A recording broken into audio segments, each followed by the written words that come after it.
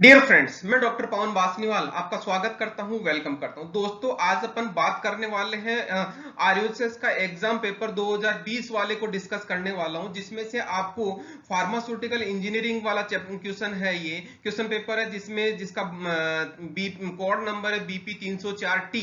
तो यहाँ पे इस क्वेश्चन पेपर को डिस्कस करने का एक ही मोटो है, आपको पूरा क्वेश्चन पेपर का आइडिया मिल जाए, किस तरह से आपको लिखना है। और इसमें से क्वेश्चंस बहुत सारे आपको दोबारा रिपीट होने के चांसेस है, तो ध्यान रहे, अच्छे से सुनना।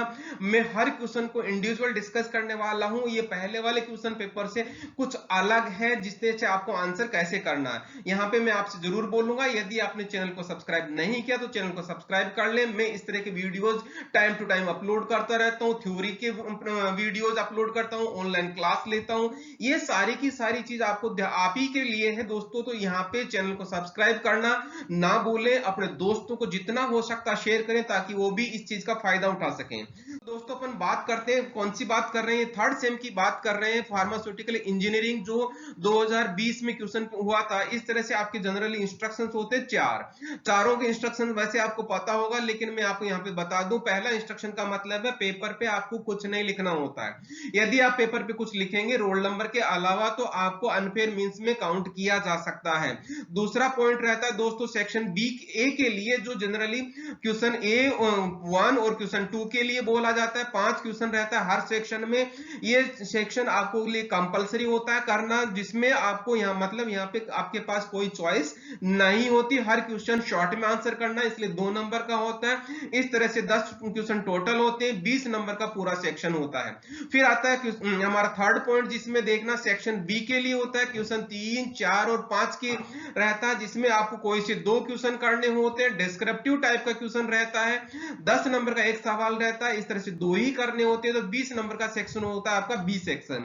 फिर आता है क्वेश्चन नंबर पॉइंट नंबर 4, जिसमें सेक्शन सी रहता है, जिसमें क्वेश्चन नंबर 6 और 7 रहता है दोस्तों। 5 और 4 सब सेक्शन वाले पॉइंट्स रहते हैं, मतलब इसके सब क्वेश्चंस होते हैं, जिसमें से आपको 5 में से 4 और 4 में से 3 क्वेश्चंस करने होते हैं। इस तरह से टोटल 7 क्वेश्चन हो गए, मतलब यहाँ पे 35 मार्क्स का रहता है, क्योंकि एक क्वेश्चन 5 नंबर का होता है। इस तरह से आपको आंसर कंप्लीट करने होते हैं। तो पहला क्वेश्चन बात करते हैं सेक्शन ए का। तो देखिएगा, डिफाइन द साइज रिडक्शन। तो ध्यान दीजिए, ये सिंपल सा एक डेफिनेशन, उसके बाद में इसका एग्जांपल आप लिख देंगे तो आंसर कंप्लीट होगा। फिर analyst factor affecting the filtration, मतलब यहाँ पे डेफिनेशन लिखोगे थोड़ा सही रहेगा। फिर उसके बाद में फैक्टर्स, यहाँ पे फैक्टर का मतलब सिंपल सा लिस्ट बतानी है, यहाँ पे डिस्क्राइब नहीं करना, वेरी शॉर्ट आंसर है। ओके, फिर उसके बाद में व्हाट इज द सेंट्रिफिकेशन, तो ये अगेन डेफिनेशन लिखना है। डेफिनेशन के बाद में उसको आप क्या करेंगे, एक एग्जांपल दे देंगे, तो उसको मतलब एप्लीकेशन वाला एग्जांपल दे देंगे, आंसर कंप्लीट होगा। उसी तरह से डिफाइन ड्राइंग, तो अगेन डेफिनेशन देखिए, इसके बाद में एक एग्जांपल दे देंगे किसका, एप्लीकेशन का, तो आपको आंसर कंप्लीट हो जाएगा। फिर आता है next question, what is the corrosion, तो डेफिनेशन और एक इसका एग्जांपल दे देंगे, तो आपका आंसर कंप्लीट होगा। जनरली जिस तरह से जो डेफिनेशन पूछी जाती है, तो उसमें आपको क्या करना होता है, उसका एग्जांपल जरूर देना चाहिए, ताकि आपको अच्छे से आंसर कंप्लीट हो जाए। फिर उसके बाद में सेक्शन दूसरा पॉइंट आता है, दूसरा क्वेश्चन आता है, define the size separation. Size separation की इसकी डेफिनेशन और मैं कहूंगा अगेन एग्जांपल रहेगा। ओके, फिर रहता है name any 4 size reduction equipment. तो ध्यान दीजिएगा, साइज रिडक्शन के जो इक्विपमेंट है उनका नाम लिखना है, ध्यान रहे। स्पेशली साइज रिडक्शन का जनरली स्टूडेंट साइज सेपरेशन का लिख देते हैं, तो साइज रिडक्शन का लिखना है। फिर आता है what is the conduction. Conduction वाले में इसका अगेन डेफिनेशन लिखना है, डेफिनेशन के बाद में इसका एक एग्जांपल लिख देंगे, तो आपको आंसर कंप्लीट होगा। फिर आता है next define distillation, again definition और इसका एक एप्लीकेशन लिख देंगे फार्मेसी पॉइंट ऑफ व्यू से, तो आपका आंसर कंप्लीट होगा। Analyst ferrous and non ferrous metals, यहाँ पे सिर्फ मेटल्स, नॉन फेरस और फेरस मेटल्स के नाम लिखने हैं, सिर्फ लिस्ट बतानी है, आपको आंसर कंप्लीट हो जाएगा। ओके, क्योंकि ये वेरी शॉर्ट आंसर है। क्लियर। फिर आता है क्वेश्चन दोस्तों, क्वेश्चन नंबर थर्ड, जिसको बी सेक्शन का है, जिसमें आपको कोई से दो क्वेश्चन करने होते हैं। मैं यहाँ तीनों क्वेश्चंस आपको डिस्कस करने वाला हूं, तो ध्यान से देखिएगा। फ्लूइड एनर्जी को डिटेल में बताना है, तो फ्लूइड एनर्जी का आपको ये डायग्राम बनाना। सबसे पहले डायग्राम बनाने से पहले मैं आपसे रिक्वेस्ट करूंगा, इसका डेफिनेशन जरूर लिख देंगे, फिर उसके बाद में इसकी वर्किंग लिखेंगे। वर्किंग लिखते टाइम ध्यान रहे यहाँ पे वर्किंग के लिए इसका फ्लो डायग्राम बनाना, ताकि आपको आंसर बहुत अच्छा जाएगा। और फिर इसके एडवांटेज, डिसएडवांटेज और इसकी एप्लीकेशन, ये चीज आपको पूरा लिखेंगे तभी आंसर कंप्लीट होगा। क्यों, मैं जरूर बोलूंगा। यहाँ पे 10 नंबर का सवाल है, तो 10 नंबर के सवाल में इतना नहीं लिखेंगे तब तक आपका आंसर पूरा नहीं होगा। यदि नहीं लिखेंगे तो एग्जामिनर मार्क्स काट लेगा। तो आपको पूरे नंबर चाहिए तो पूरी चीजें लिखनी जरूरी है। ओके, इन एडवांटेज, डिसएडवांटेज, एप्लीकेशन में आपको क्या करना है, पॉइंट्स में आंसर लिखना, डिस्क्रिप्टिव मैनर में ना लिखें, पॉइंट्स में आंसर लिखेंगे। मार्क्स का अच्छा आपको रहेगा, प्रेजेंटेशन अच्छा रहेगा। ओके, फिर उसके बाद में क्वेश्चन नंबर 4 रहता है, देखिएगा, right detail note on orifice meter. Orifice meter के बारे में लिखना है। यहाँ पे सिंपल सा डेफिनेशन लिखना है। डेफिनेशन लिखने के बाद में आपको डायग्राम बनाना है। इसका डायग्राम बना के ध्यान रहे, इसका डायग्राम बनाना है। फिर इसके बाद में इसका वर्किंग बताना है। वर्किंग के लिए आपको मैं रिक्वेस्ट करूंगा कि इसको फ्लो डायग्राम में आप इसका वर्किंग लिखेंगे तो बहुत अच्छा रहेगा। और उसके बाद में इसका एडवांटेज क्या होता है, डिसएडवांटेज क्या होता है, इसका एप्लीकेशन क्या होता है, ये सारी चीज आपको पॉइंट्स में लिखेंगे तो आपका आंसर कंप्लीट हो जाएगा। तो दोस्तों ये चीज मैं आपसे रिक्वेस्ट करूंगा, इसी फॉर्म में लिखिएगा ताकि आपके मैक्सिमम नंबर आए। ओके, फिर आता है क्वेश्चन नंबर 5, तो देखिएगा, what are the factors affecting the selection of material for the pharmaceutical plant construction. को देखिएगा, ये क्वेश्चन इस तरह से करना है कि केमिकल और फिजिकल और इकोनॉमिकल चारों के तीनों पॉइंट्स आपको डिस्कस करने हैं। ध्यान रहे, मैं ब्रॉडर कैटेगरी बता रहा हूं, इनके सब पॉइंट्स भी रहते हैं, तो उन सब पॉइंट्स को भी लिस्ट करके फिर उसको डिस्कस करना है, तभी आपका आंसर कंप्लीट होगा। अगेन मैं कहूंगा 10 नंबर का है तो कंप्लीट डिस्क्राइब करना जरूरी है। इस तरह से आपका आंसर कंप्लीट होगा। ओके, फिर उसके बाद में क्वेश्चन नंबर 6 रहेगा दोस्तों। तो देखिएगा, क्वेश्चन नंबर 6 सी सेक्शन की बात कर रहे हैं, तो ये हो गया कोई से 4 करने। तो पहला है derive and explain Bernoulli theorem. तो सबसे पहले बर्नौली थ्योरम क्या होती है, इसके डेफिनेशन बतानी है। उसके बाद में डायग्राम ये बनाते हुए इसका डेरिवेटाइजेशन करना है। तो ध्यान रहे, डेरिवेटाइजेशन करने के लिए जो फॉर्मूला आता है उस फॉर्मूले को आपको डेरिवेटाइज करना है, और इसकी एप्लीकेशन कहां यूज होती है वो चीज जरूर लिखनी है, तभी आपका आंसर कंप्लीट होगा। ओके, फिर आता है क्वेश्चन नंबर बी 6, इसी का next part, what are the mechanism and objective of size reduction. तो ध्यान दीजिएगा, मैकेनिज्म को समझाने के लिए इस तरह का आपको डायग्रामेटिक बता दोगे, compressive, fraction, impact, sharing, impact force. इस तरह से यदि आप डायग्रामेटिक समझा दोगे तो आपका आंसर बहुत अच्छा जाएगा। ऑब्जेक्टिव की आपको क्या करना है, ऑब्जेक्टिव लिखना है, फिर उसके बाद में उनको शॉर्ट में डिस्क्राइब करना है। तो दोस्तों इस तरह से आपका आंसर कंप्लीट होगा।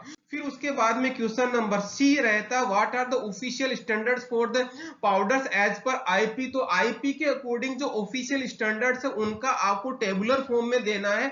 इस तरह से आपको टेबुलर फॉर्म में देना। कोर्स पाउडर क्या होता है, moderately course powder, moderately fine, fine powder, very fine powder.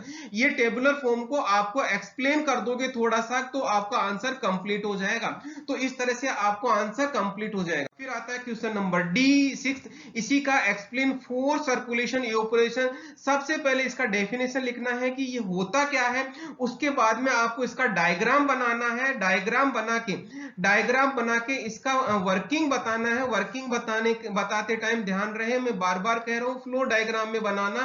Flow diagram बताओगे तो क्या होगा, इसका बहुत अच्छा रहेगा, और हो सके तो इसकी एप्लीकेशन जरूर लिखिएगा। ओके, फिर अपन बात करते हैं नेक्स्ट कौन सा, एक्सप्लेन द फूरियर्स लॉ। तो फूरियर्स लॉ के लिए आपको इसका सबसे पहले डेफिनेशन लिखना है। डेफिनेशन लिखने के बाद में इसका फूरियर्स लॉ का इसका डेरिवेटाइजेशन करना है। डेरिवेटाइजेशन करना ही करना है, और उसके बाद में इसका एप्लीकेशन क्या रहता है वो एप्लीकेशन जरूर लिखें, ताकि आपका आंसर कंप्लीट हो जाएगा 5 नंबर के हिसाब से। ओके, फिर ये अपन नेक्स्ट क्वेश्चन बात करते हैं, क्वेश्चन नंबर 7, इसी के सेक्शन की बात करें, explain perforated basket centrifuge with diagram. तो सबसे पहले आपको इसका डेफिनेशन लिखना है कि ये होता क्या है, फिर इसका आपको डायग्राम बनाना है, ये डायग्राम और इसका फिर वर्किंग रहता है।